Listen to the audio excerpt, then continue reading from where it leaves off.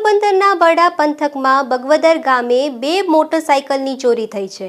ત્યારે આ ચોરીને લઈ અને ડોગ સ્ક્વોડની મદદથી પોલીસે ચોરનું પગેરું શોધવા પ્રયાસ હાથ ધર્યા છે। બગવદર ભારવાડા રોડ પર આવેલા મોટરસાઇકલના એક શોરૂમમાંથી 4 દિવસ પૂર્વે શોરૂમની પાછળની બારીની ગ્રીલ તોડી ચોર ઈસમો 2 મોટરસાઇકલ ચોરી ગયા હોવાની ઘટના બની હતી। જે મામલે શોરૂમના કર્મચારી રાજુ વિરમ ખૂટીએ આજે બગવદર પોલીસ મથકમાં ફરિયાદ નોંધાવી હતી।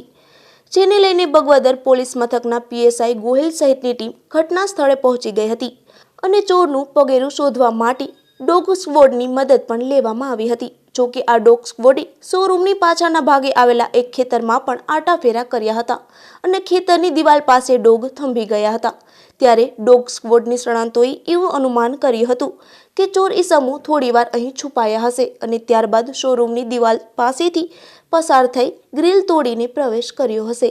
નાના એવા બગવદર ગામમાં બનેલી આ ચોરીની ઘટનાને લઈ પોલીસ સતર્ક બની ગઈ છે અને તપાસનો ધમધમાટ શરૂ કર્યો છે।